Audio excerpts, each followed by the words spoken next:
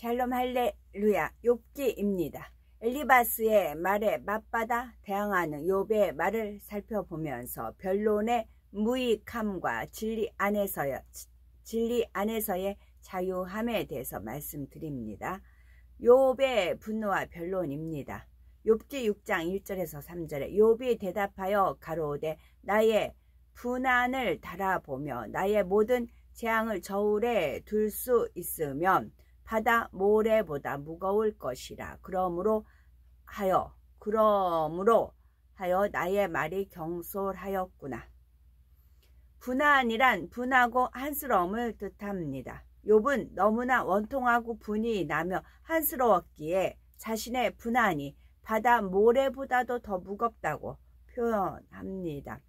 재산과 자녀를 다 잃고 악창으로 심히 고통받고 있는 욥을 친구들이 위로해 주는 것이 아니라 불난 집에 부채질 하듯이 하나님 말씀으로 계속 질타를 합니다. 욥은 스스로 생각하기에 정직하고 악이 없는데 친구는 욥에게 자꾸만 악하다고 책망을 하니 분이 극에 달한 것이지요. 성경을 보면 하나님께서 분내고 혈기 내는 것을 얼마나 기뻐하지 않으신지 알 수 있습니다. 하나님께서는 분을 품어도 해가 지기 전에 버려야 하며 누가 오른뺨을 때리며 왼편도 돌려대라 하셨고 원수까지도 사랑하라 말씀하셨지요. 때로는 믿음의 형제들 간에도 서로 내가 옳다고 자기 주장을 하다 보면 부딪히고 감정이 나서 상대의 마음을 찌르고 혈기까지 내는 것을 볼 수 있습니다.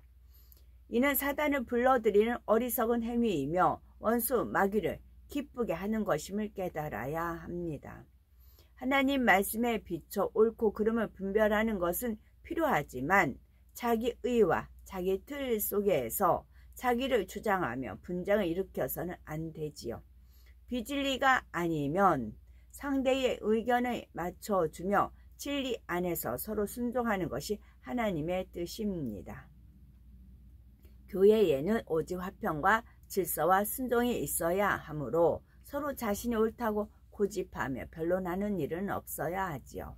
만일 누군가의 언행이 진리에 어긋난다면 권면하되 변론하고 다투어서는 안 됩니다. 상대에게 권면해도 계속 진리를 위배한다면 하나님께서 친히 역사하시도록 맡겨야 하며 교회 안에서는 정해진 질서를 따라 치리해야 되는 거죠. 하나님의 말씀을 선포하는 제단에서 서로 논쟁하고 변론한다면 하나님을 대적하는 행위이며 사단의 회를 만들 수도 있는 것입니다. 변론하는 이유를 들어보면요. 사람들이 변론하는 이유는 세 가지로 요약하면 다음과 같습니다. 첫째는 자기 자신을 제어하지 못하기 때문에 변론합니다.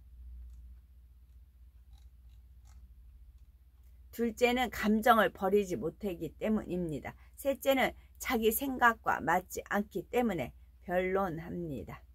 자, 사람이 변론하는 이유는 첫째는 자기 자신을 제어하지 못하기 때문입니다.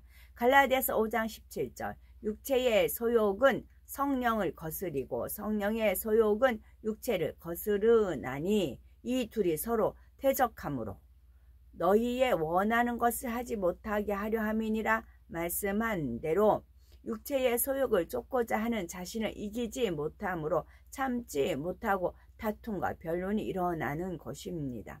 이런 사람은 기도할 때는 거룩하고 온전한 입술이 되게 하소서 하지만 막상 삶 속에서는 기도한 내용을 잊어버리고 구습을 쫓아 말합니다. 절제의 힘이 약하기 때문에 말에 실수가 많고 자신을 제어하기 힘들죠. 둘째는 감정을 버리지 못했기 때문에 변론합니다. 욥의 친구들은 서로 감정으로 대했으므로 어떤 말도 서로에게 유익을 주지 못했고 변론이 끝없이 이어질 뿐이었습니다. 어떤 모욕을 당하거나 오해를 받았을 때 조급하게 감정적으로 대처하다가 문제가 더 복잡해질 수가 있습니다.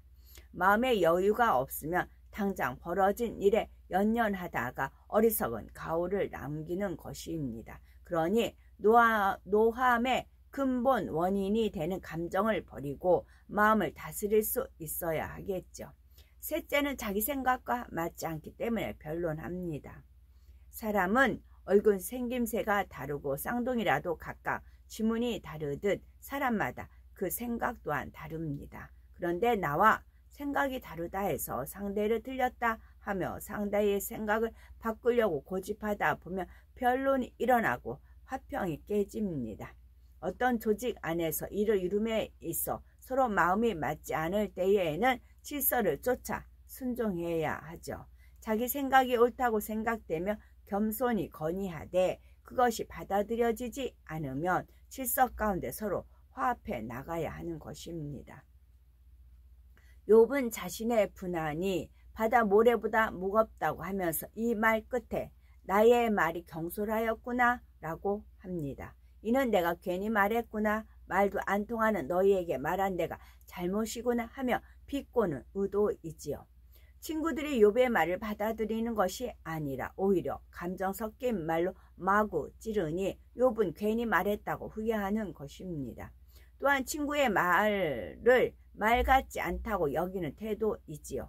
욥과 친구들은 서로 자신이 옳다고 변론하고 있지만 하나님의 말씀으로 분별해 보면 양쪽 다 진리를 알지 못하여 이런 결과가 나오는 것입니다.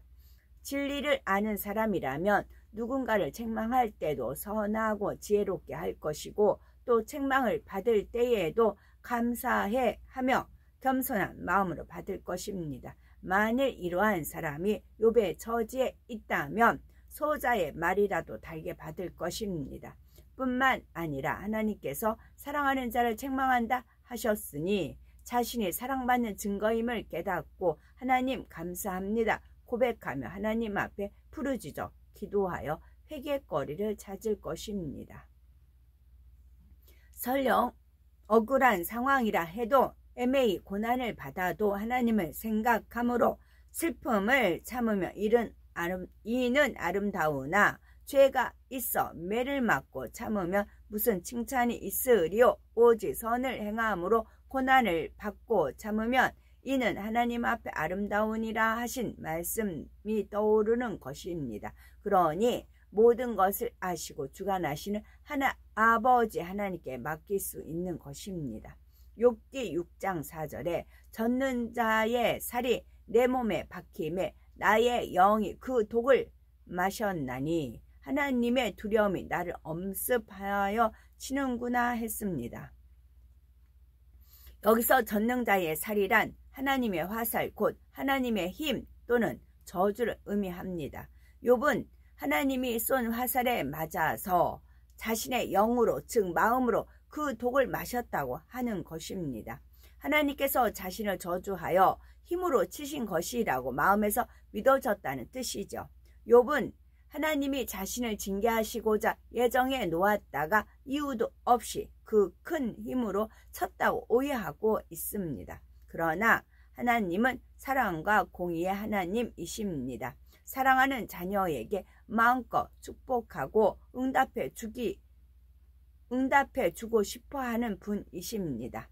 악한 부모라 해도 구하는 자녀에게 나쁜 것을 줄 리가 없는데 하물며 사랑의 하나님께서 구하는 자녀에게 어찌 누르고 흔들어 넘치게 주지 않겠는지요.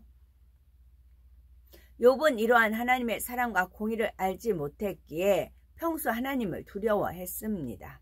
그러므로 하나님의 두려움이 나를 엄습하여 치는구나 라고 말합니다. 두려움이 잠시도 끝나지 않고 계속하여 밀려든다는 것이죠. 욥이 율법을 통해 배우고 들었던 하나님은 홍해를 가르는 전능하신 하나님이신 동시에 애굽에 무서운 열 재앙을 내리신 심판의 하나님이었습니다. 저주할 자를 예정하여 저주하시는 무서운 하나님으로 알고 있었기에 욥은 하나님을 두려워하는 마음으로 범죄를 드리고 섬겼던 것입니다. 그러니 하나님께서는 욥의 잘못된 생각을 깨트려 사랑의 하나님이요 공의로우신 하나님이심을 깨우쳐 주고자 연단을 허락하셨던 것입니다.